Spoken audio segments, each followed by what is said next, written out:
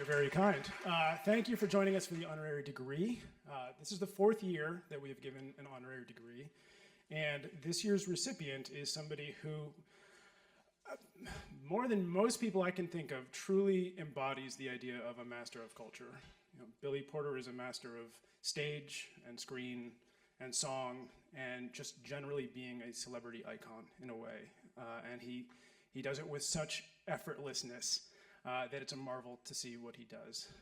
And he is here with our interviewer, Jason Frank, to walk through his career and hit all the sort of notes about how he's arrived at this point and all of the things that he's accomplished. So I'm going to throw to a highlight reel, and then I hope you enjoy the conversation. Thank you. Dragging us for filth, you say? She had gone, she had known, let the children know that time it is, she had gone, she had known. I believe in walking through the doors that are open and kicking the other ones down. I love him. Please welcome America's favorite Billy, Billy Porter.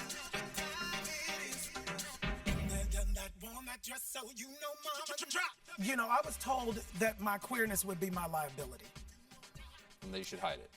Yes, and it was for decades.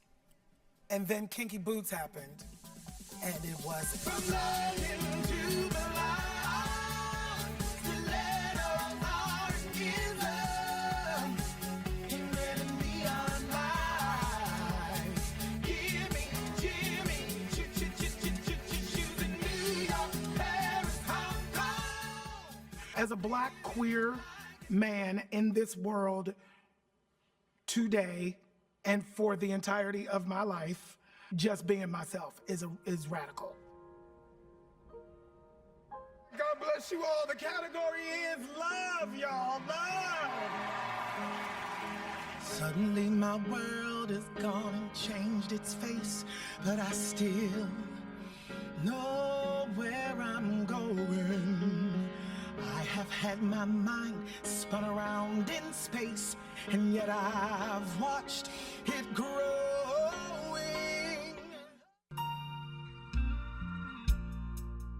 You are my friend. I never knew it till then. My friend. The message and the gift that I want to give to the world, which is, you know, hope, you know, love. We have to choose it. We have to recommit to it every day. We have to choose it so that we can fight, you know, the evil that is pervasive. Ain't nobody bring you down when you're high. All you got to do is love yourself. And if you don't believe that you're really all you need, you won't need nobody else. What this moment has taught me is to dream the impossible, because the impossible is possible. This is possible. Cut! Fierce, moving on.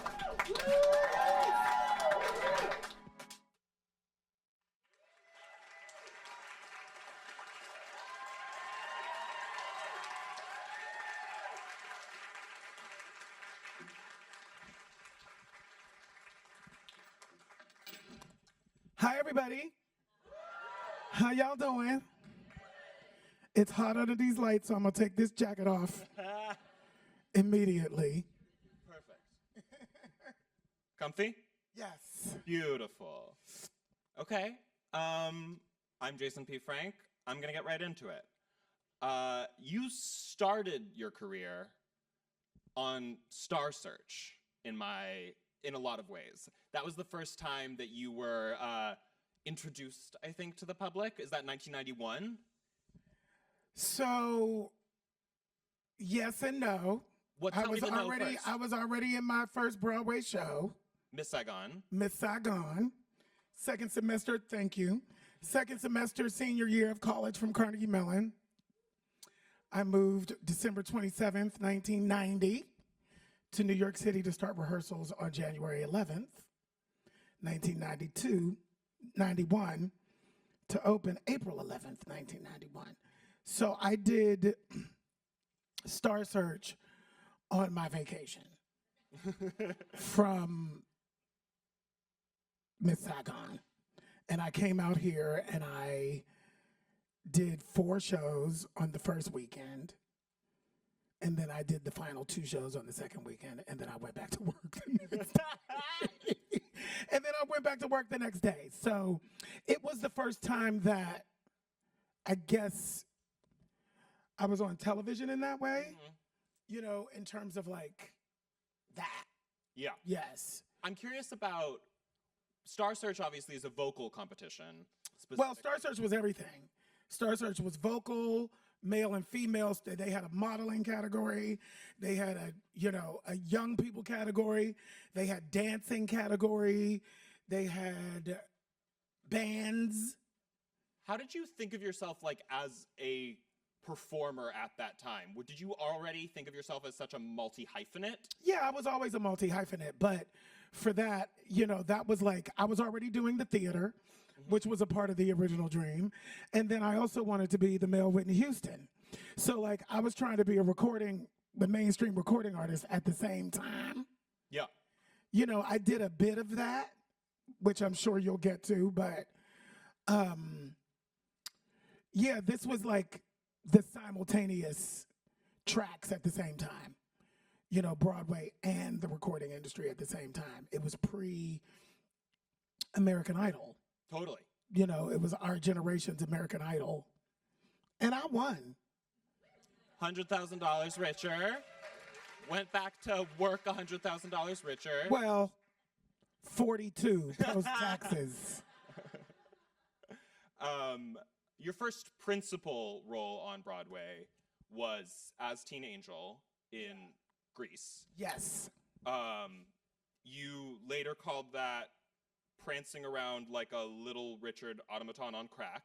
Automaton, yes. Automaton, my apologies. No, that's fine. I'm curious about, we talked backstage about the difference between fabulousness and seriousness in some people's mind. I'm curious about what to you felt unfulfilled when you were performing that. The original Teen Angel wore a white suit and a pompadour. When it came time for me to play the Teen Angel, they put me in 14 inches of orange rubber hair, a white spacesuit, and glitter all over my face. Why? Why? First of all, I didn't want to do that show to begin with. Why not? Because I don't like that show. Oh. Never did. It's not about me. It's not about us. It never was. As a black person, when we were auditioning for it, everybody else had a role to audition for. They were just calling me in. What am I right for? Like everybody else, what am I right for? So,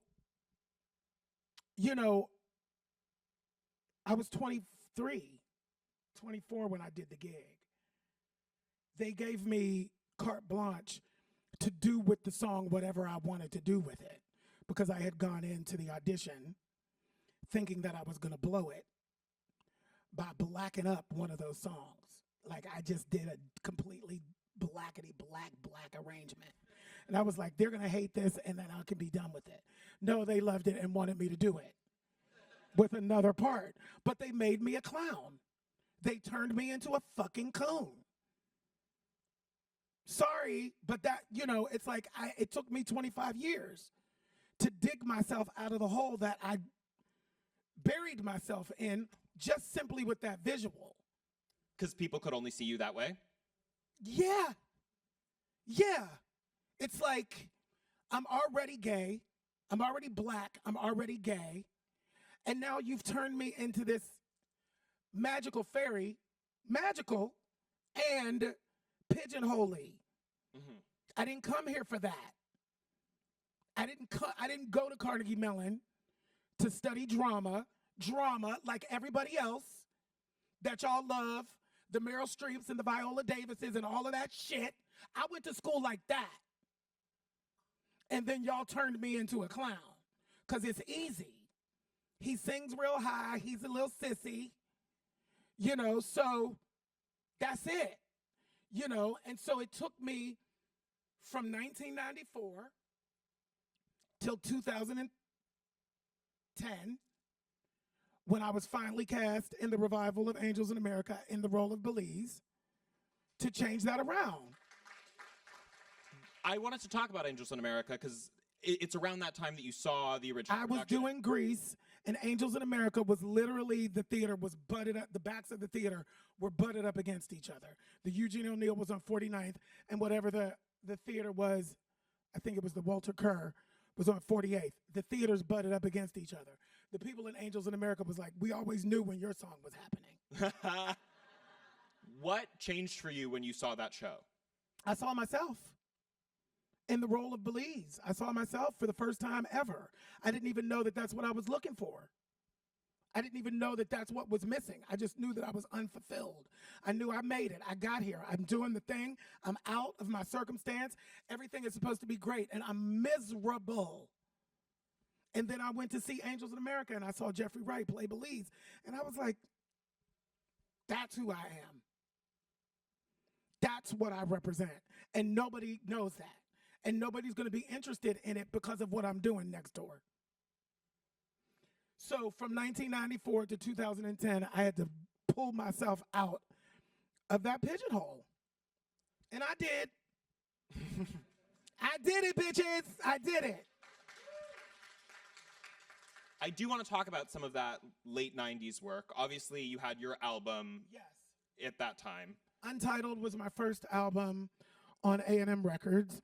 My first R&B album. I see you have the shirt, so you must be from the new tour. She has the tour merch. Go get my merch. But that means you've probably been with me for a while, right?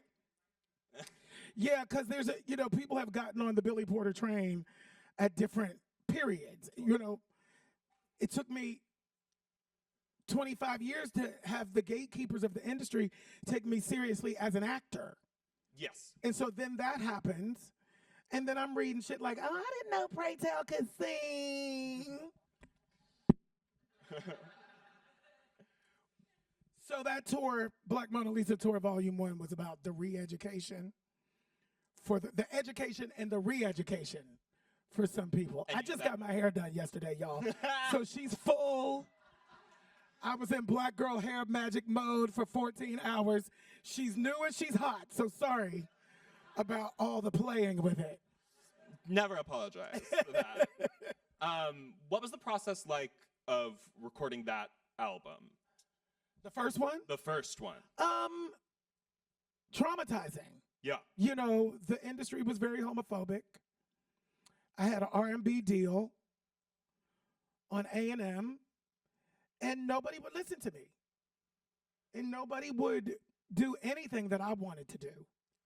And it was all about the smoke and mirrors of trying to make the world think that I was straight, that I was masculine enough to exist on the fucking planet. And it was very traumatizing. It really was very traumatizing because my voice, my singing voice, was my savior. Mm-hmm. It was the thing that saved me.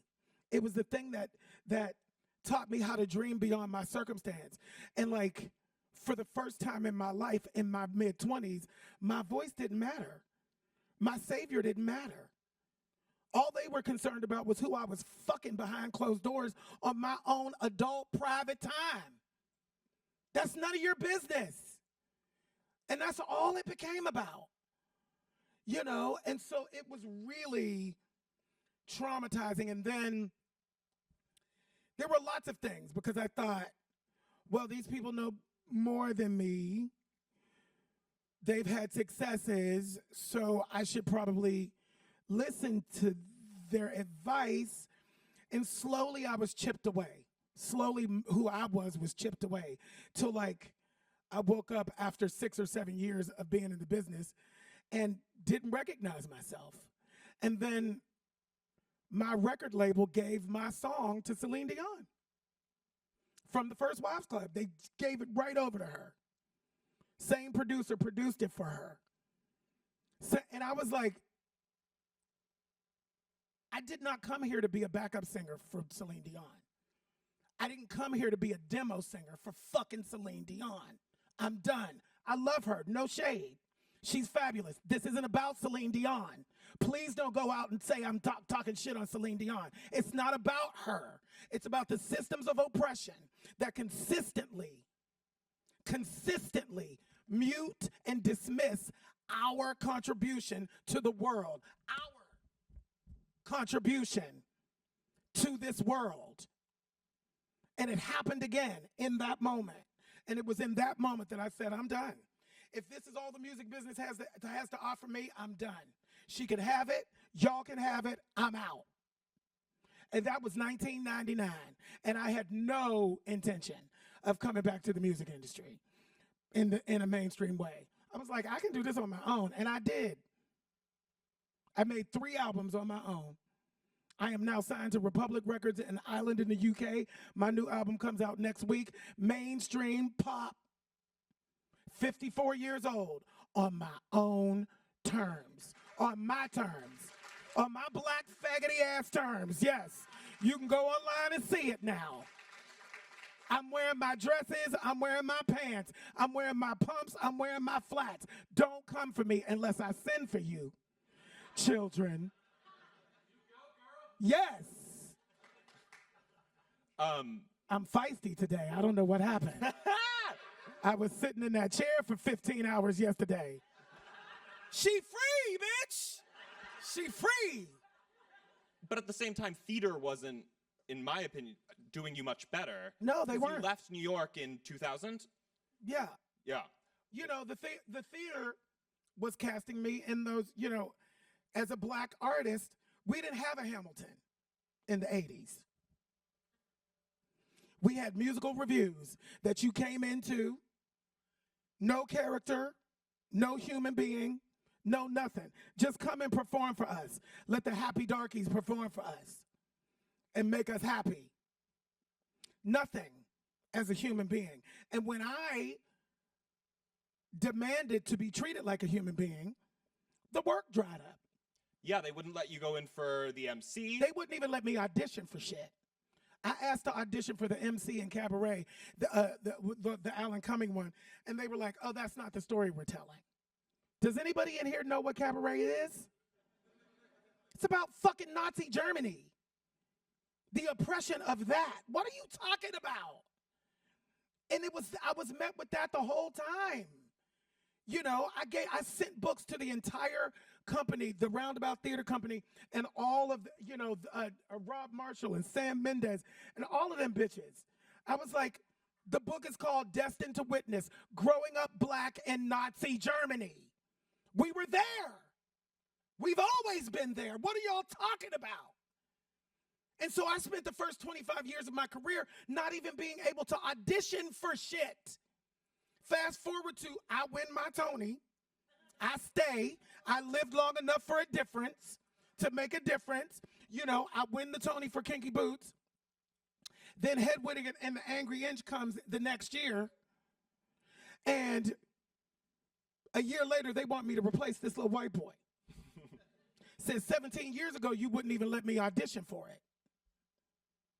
But now that I did it myself, and your box office is dwindling, because he's gone now. Doogie Howser is gone. God bless him. He was brilliant. But now you want me to come in, prematurely put my name above the title, because I had not been in television yet. I was like, that bitch has been on television since he was 15. He's selling out houses at $1.4 million a week. So the only thing that I'm going to do with my name above the title prematurely is not make the money, and you can close it on my back. Y'all can kiss my ass. You can close it on the first black person that you've ever allowed to play this part. So now you want me to come and replace him when I've already created my own thing for myself. I created my own thing for myself. I don't have to come behind this white boy no more. I'm literally just telling the truth now. This is post George Floyd. I'm not holding it back no more. This is what it was like. Read the book. This is what it was like for me. You know, all of my white counterparts, all of my friends had many things to do. I had nothing. Absolutely nothing. If I didn't want to be in a musical review, there was nothing for me to do. I love going to see the most recent revival of Into the Woods and the multicultural cast that's in that. You're all welcome, because that's what we fought for. My generation fought for that. I was cast as the witch in the first revival of Into the Woods in 2001. And the trade towers came down and they took the part away from me. Yeah. I want to talk about during that period after you left New York, but before you came back in Angels. Yes. I wanted to talk about in 2005, you did your first solo show. Yes.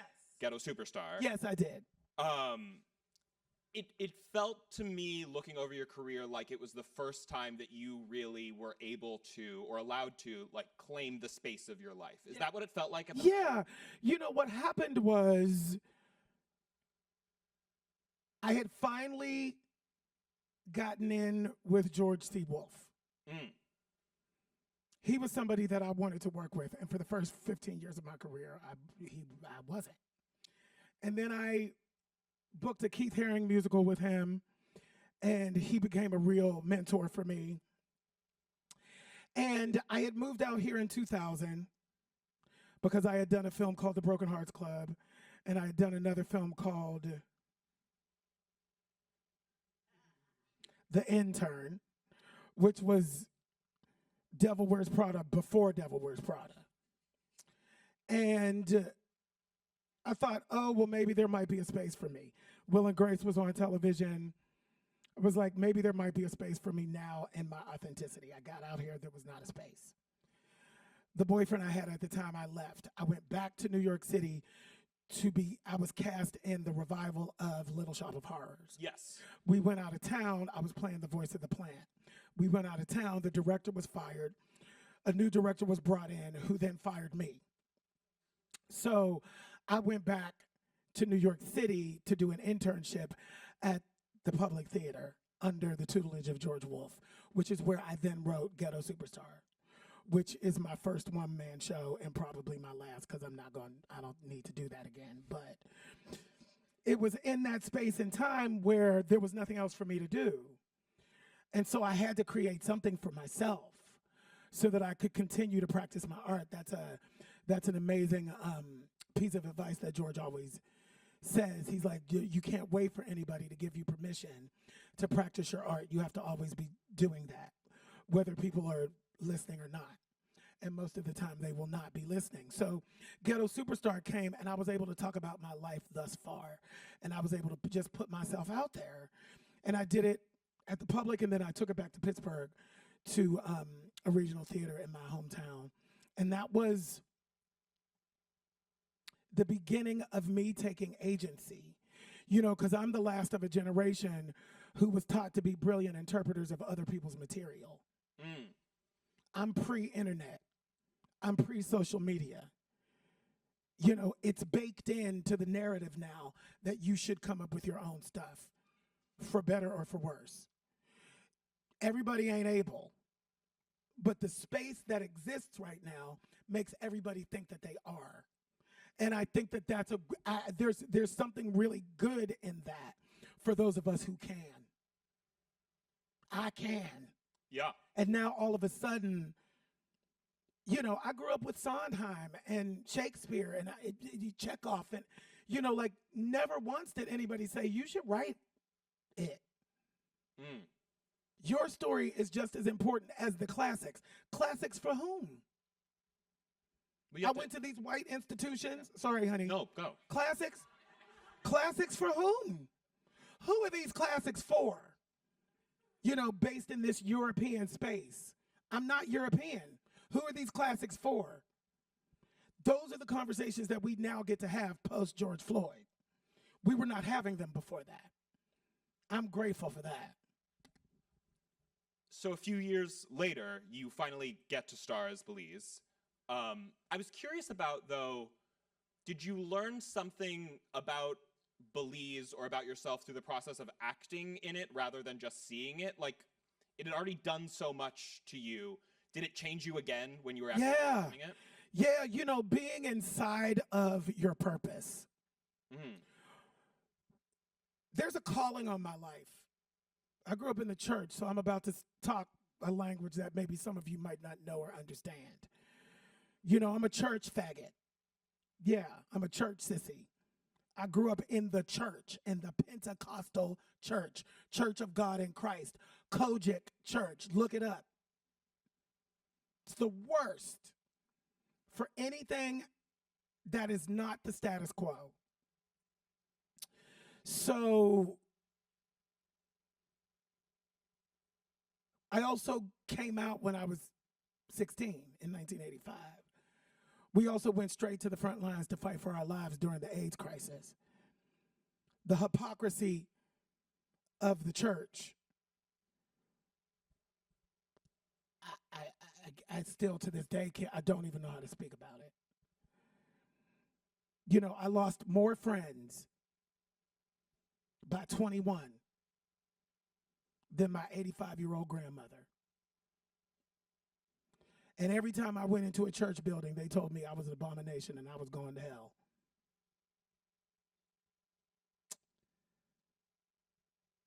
And Belize, I'm yeah, sorry. yeah. And then you're playing that. You're playing that out on stage. Belize has all of that history plopped in the middle of a very white world. And what I loved about what Tony Kushner did is that he understood that. Mm.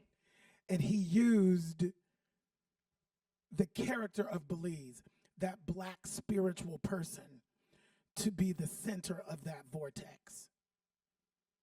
He was the moral compass.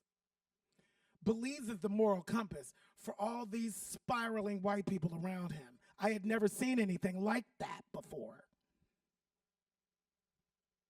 He masqueraded as a side character.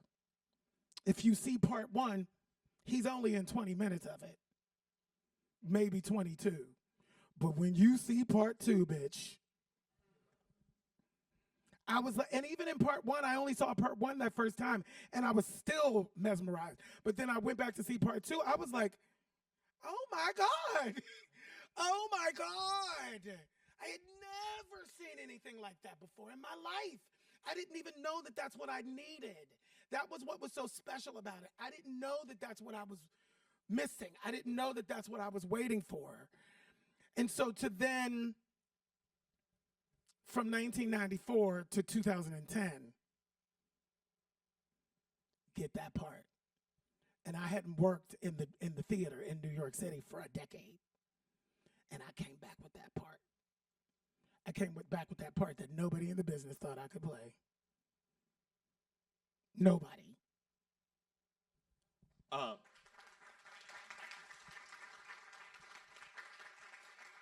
Which leads into Kinky Boots.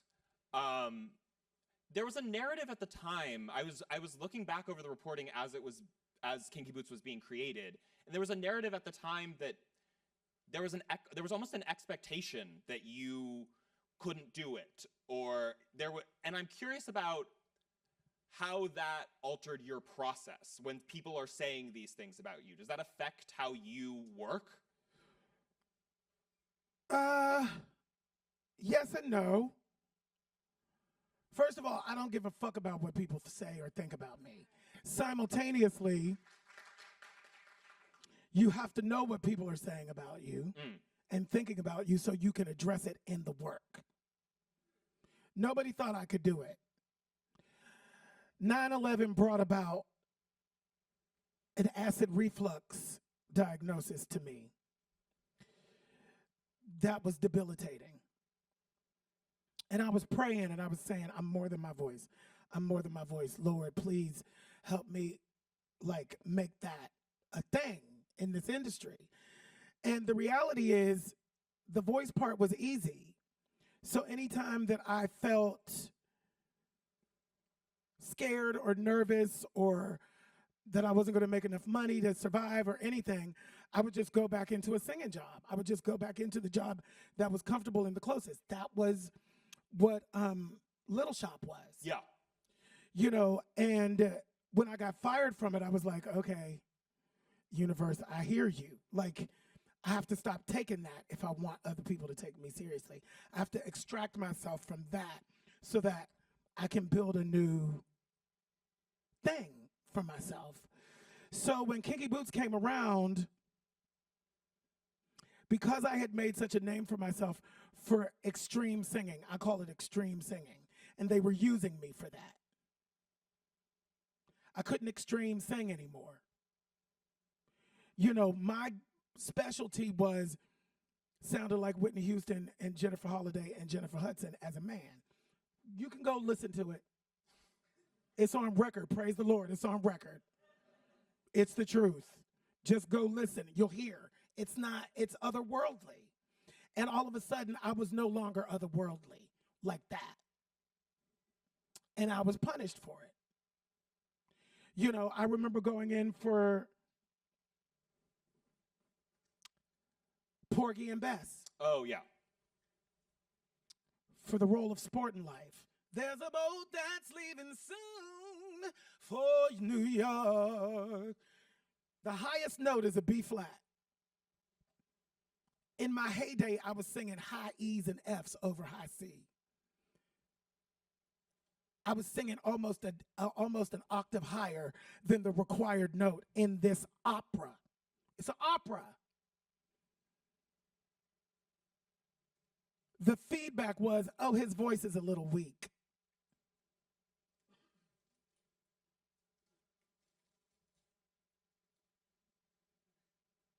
Fuck y'all. After everything that I've done and after the over a decade of proving who the fuck I am and what I can do, that's all you have for me? In a role that doesn't even require me to do what you're used to me doing. And then you hire David Allen Greer and not me. But you're saying that my voice is weak. No shade, David. No shade. On my worst day, I sing better than that.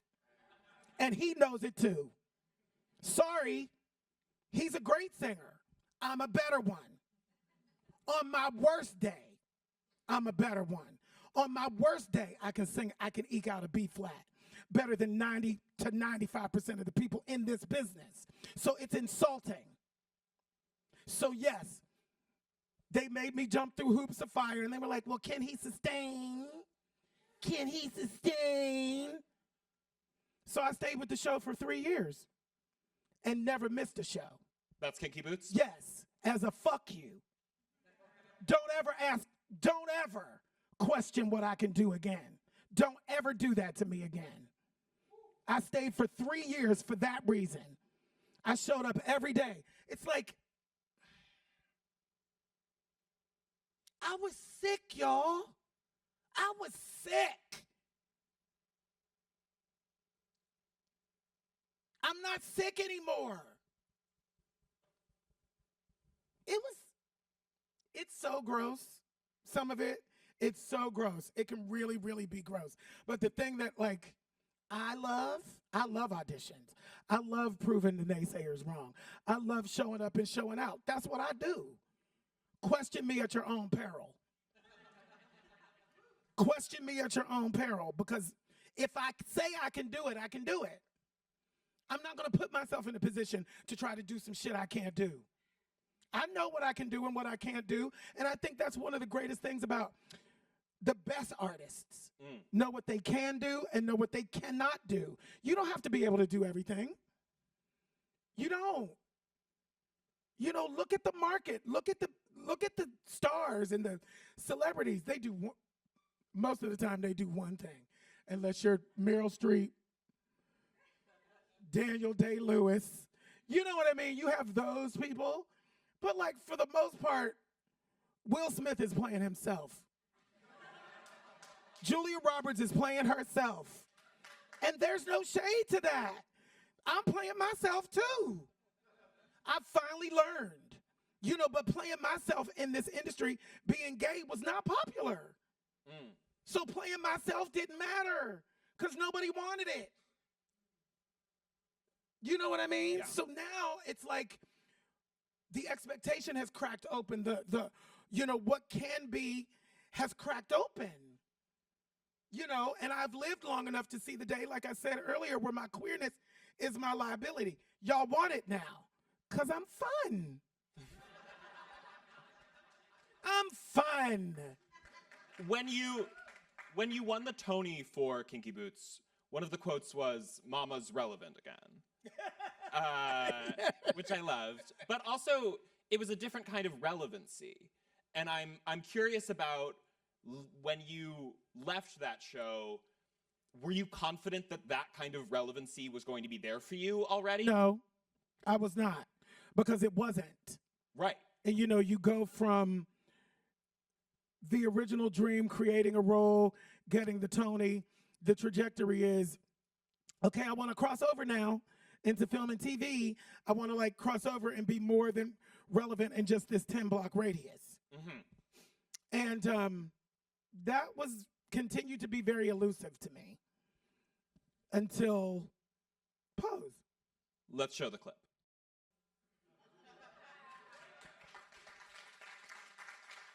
You can see in that clip, we talked about that a lot of people perceive seriousness and fabulousness as mutually exclusive.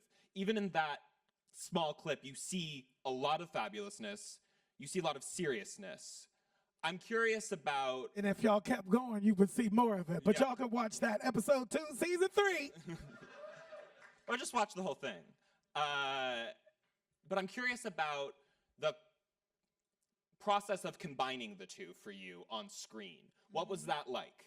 Well, it was Ryan Murphy's brilliance in understanding diva-dom.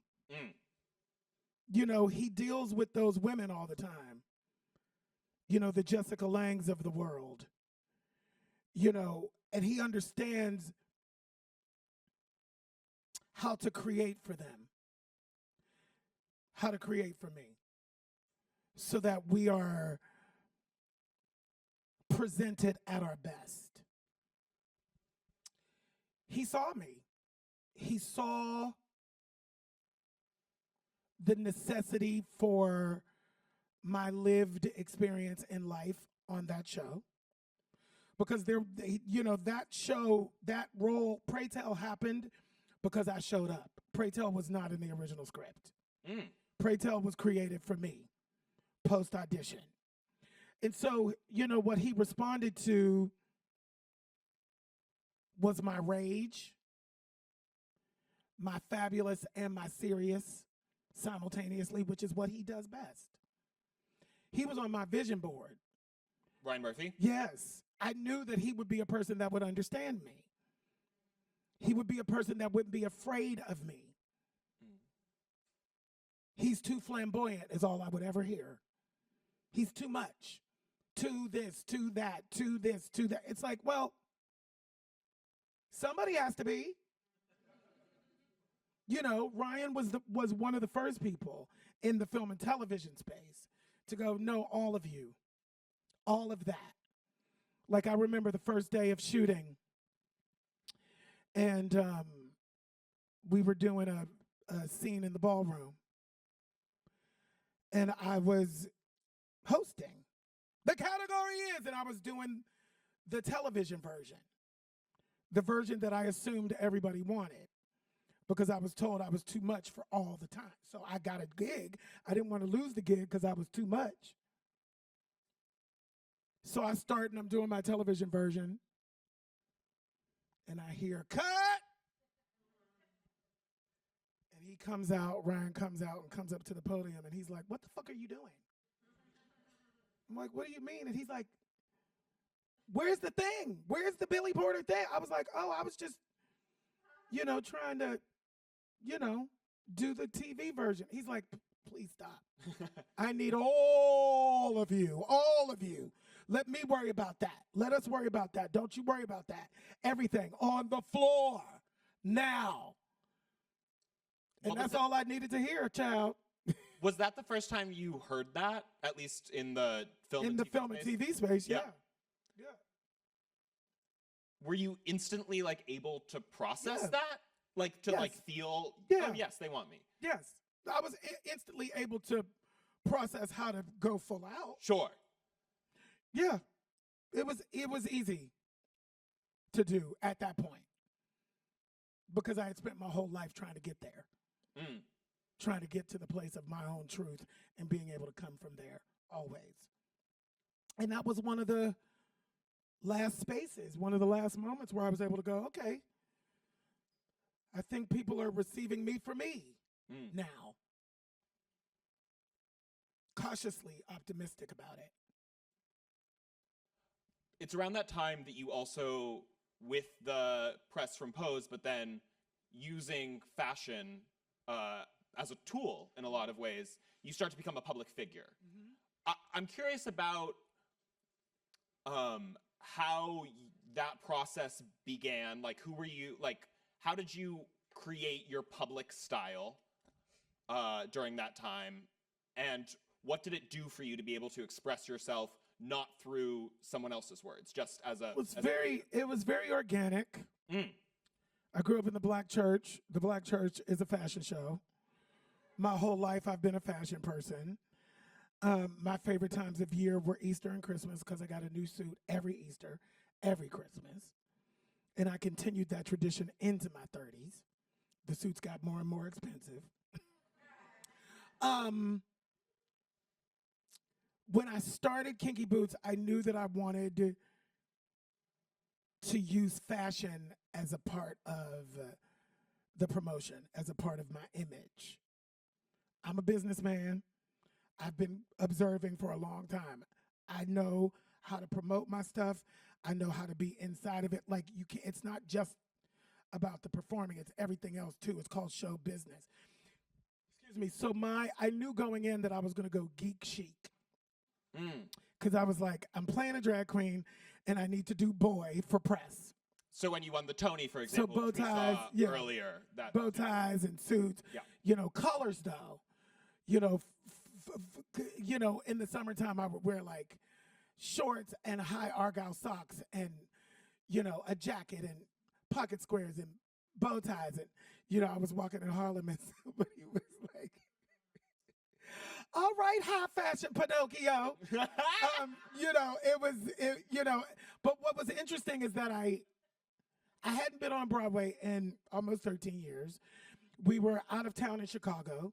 The internet happened while I was not on Broadway. So I came out of previews in Chicago.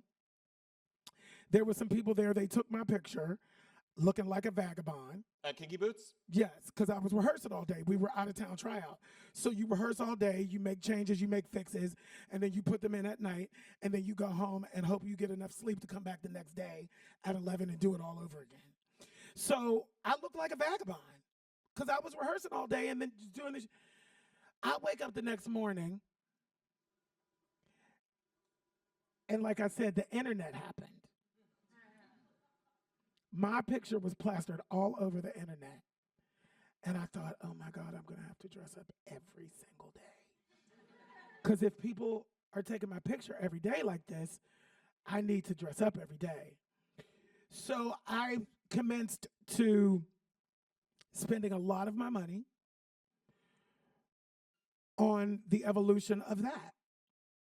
Because I knew this is the business. I am the product. So I have to reinvest in myself. My business manager was like, you're spending too much money on clothes. I'm like, yeah, and it's a reinvestment, just bear with me. And people made fun of me. The whole Broadway industry made fun of me for dressing up every day. Everybody, why are you doing that? Every day? You gonna do it every day? And you know, my Aunt Dorothy said, dress for the job you want, not the one you have. I'm trying to run shit up in this bitch. I'm trying to run it. I need to look like I'm going to run it. And so what was interesting about that is that I got a Gap ad Oh yeah. as a result of that. An international Gap ad 2013 with me and Cyndi Lauper as a result of that. And then fast forward to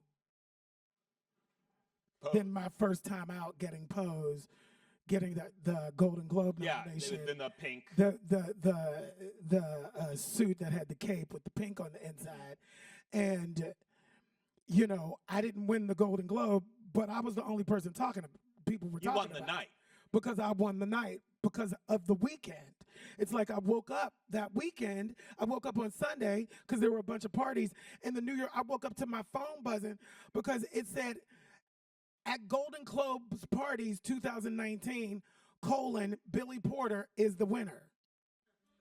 The fashion person at the New York Times was supposed to be talking to Olivia Colman. And he saw me at the parties and he ditched her and came over to me.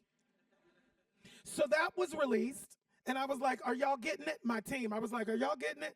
And then the Oscar thing happened. And I was, you know, and everybody was like, oh, you're going to go to the Oscars. You're going to be at the Oscars. I was like, I'm on television.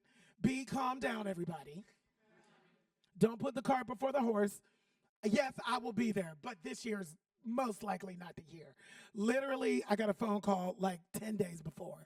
ABC wants you to host the red carpet, be a co-host on the red carpet at the Oscars. I was like, what am I gonna do? It's the biggest night. It's our Super Bowl. Adina Menzel, you know, John Travolta said her name wrong. She became a household name. Somebody needs to say my name wrong. What's it gonna be? You know, like I'm just like, what the fuck? What am I gonna do? And I was in Fashion Week. It was my first Fashion Week. I was New York Fashion Week? New York Fashion Week for the CFDA. I was a spokesperson or whatever you call it. And I went to the Christian Siriano show. And I had loved him from Project Runway. And the models came down the runway. And as I was seeing it, I was like, oh my God, a gown. Right. When I was in college, I would joke about not wearing the penguin suit and just going in a gown. I'm going to wear a gown. That penguin suit is boring. Words have power, even when you're not paying attention.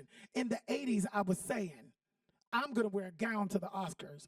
Joking. I thought I was joking.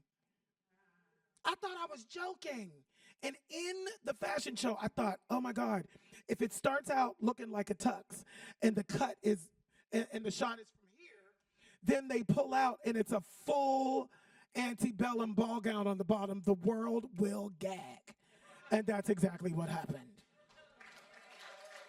With that, your image started to represent something on a worldwide level that it hadn't before. How did you feel ready for that? I don't Yeah. know. Yeah. What did Yes. The short answer is yes. What's the When longest? it happened, I was 50 years old. Mm-hmm. I was almost 50 years old. I've been in this business a long time. I've been working for this. I'm prepared for moments such as these. I was prepared. Yeah, I was. I knew exactly what I was doing. Yes, people tried to come for me. Oh, he's just trying to get attention. Yes, I am. Why are you mad at me? Because I'm good at my goddamn job. I'm supposed to be getting your attention.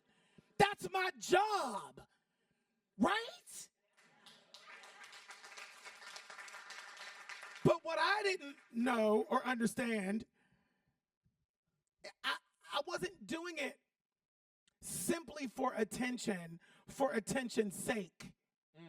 There's a higher calling on my life. My purpose, my ministry is higher. It vibrates at a higher level than a lot of people. I can speak about it myself now, think I'm arrogant or not, I don't care. I'm talking about it. There is a calling on my life. The reason why that happened was because I stepped into the fullness of that calling. Period. And the conversation extends beyond simply me wearing dresses. It's actually not about me wearing dresses. It's about being free period. It's about being free. My freedom exists in me wearing pants. These are pants, people. These are pants. These are pants, right? It's like you show up in a dress and people want to distill you into something. I can't tell you how many times I've read and they're like, oh yeah, he's just in a dress again. I'm in pants. Actually, look at the fucking picture. I'm wearing pants. You know, it's not that easy. Do not dismiss the conversation. This conversation is more nuanced than that. It's deeper than that. Stop dismissing us.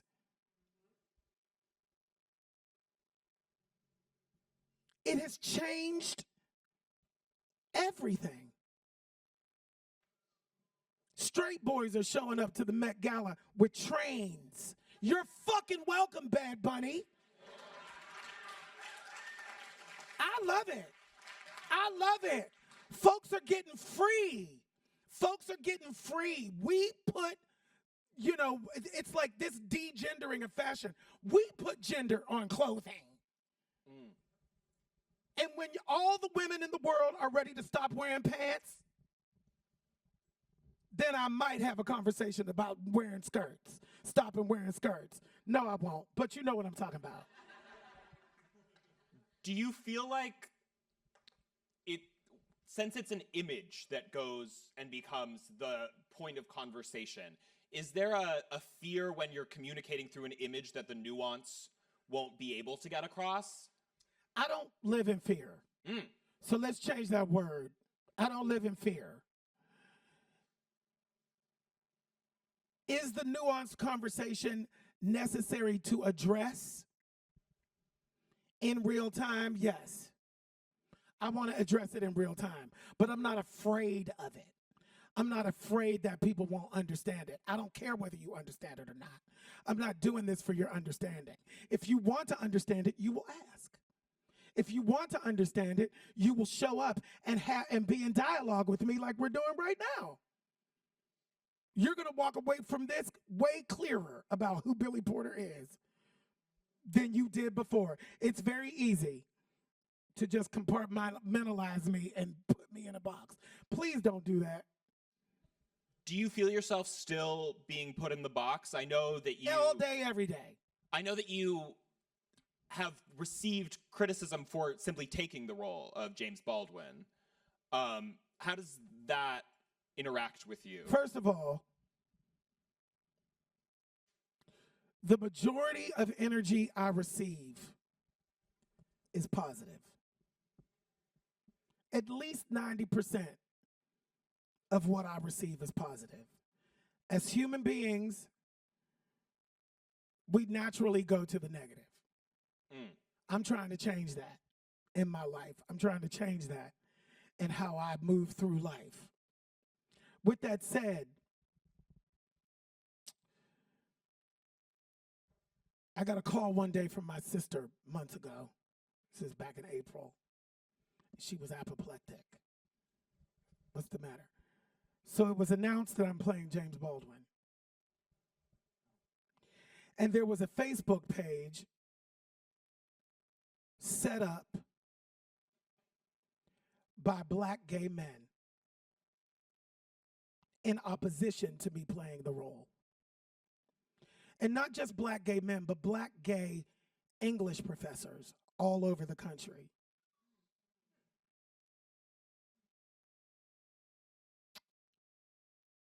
There is a self-hate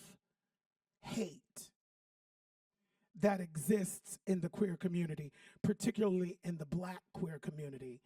And the self-hate is in relation to our proximity to straightness and masculinity. And because I took myself out of that toxic masculinity space, I don't exist in that space anymore. I don't participate. I'm not in the game. I took myself out of it. So now there's a whole gaggle of black gay men that don't think that I'm straight enough to play James Baldwin.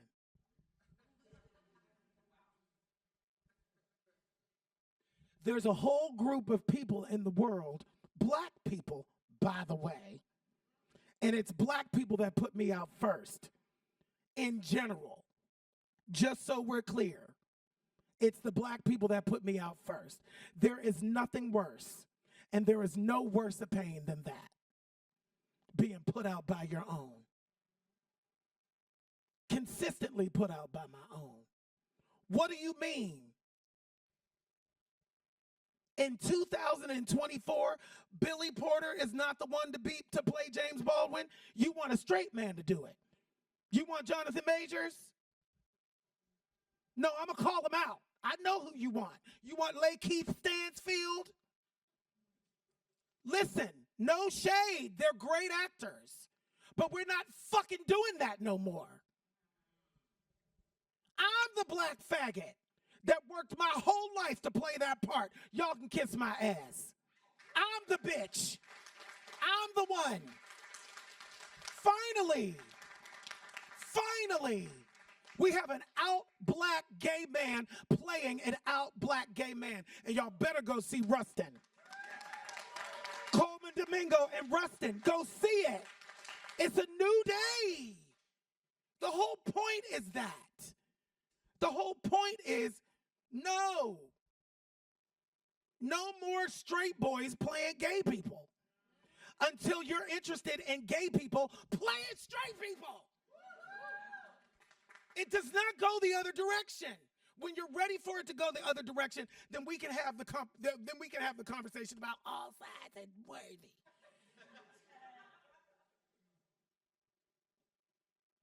The only thing that was said about me for years, if the description of the role didn't start with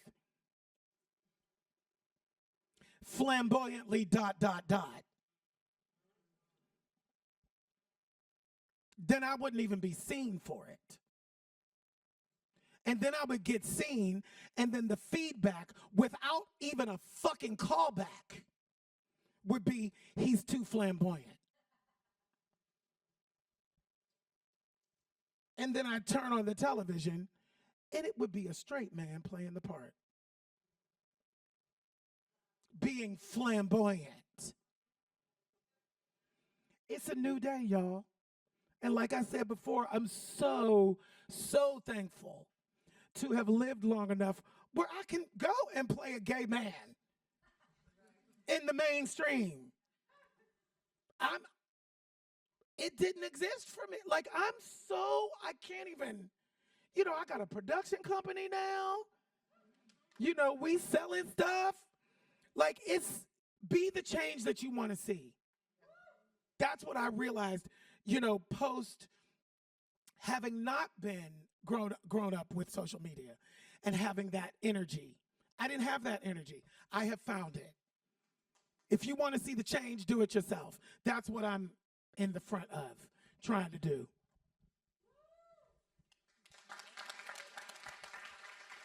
You have a movie coming out later this year called Our Son.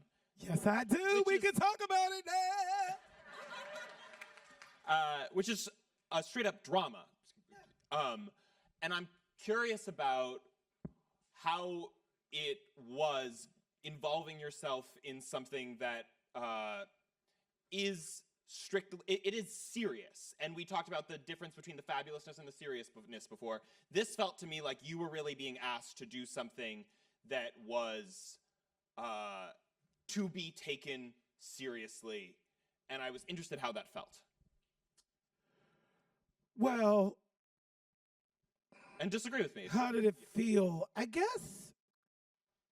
Or how was the process? The process was unbelievable. It's time. When I read this script, my agents brought it to me for that reason. It's called Our Son. It is a divorce child custody drama in the spirit of, a Kramer versus Kramer meets marriage story. It's very quiet. We made it for $1 million. It stars Luke Evans and myself and a little boy named Christopher who is fucking brilliant.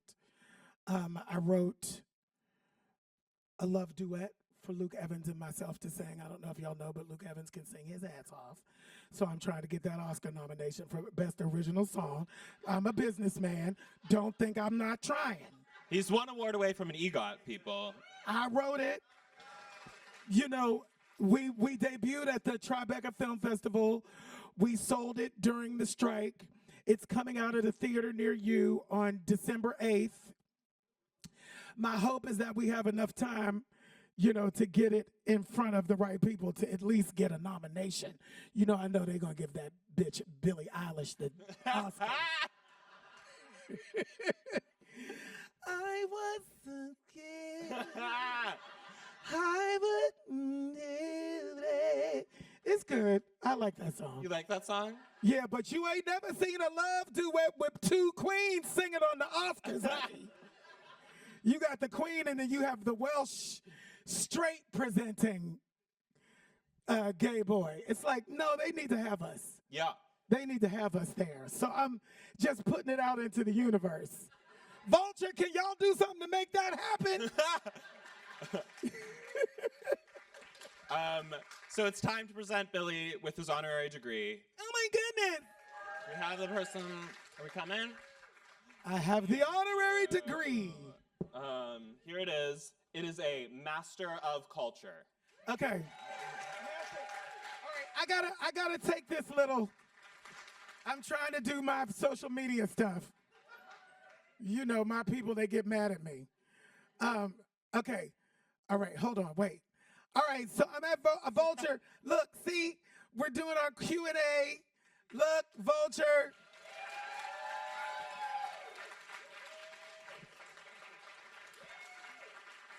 Wait, oh no, wait. The audience. See, I'm not good at it. Wait, the audience. Say hi, audience. At the Vulture. I have my honorary master of culture. A bitch is a master of culture, bitch. Thank you guys for coming out. Thank you guys so much for coming. You are officially free. Thank you.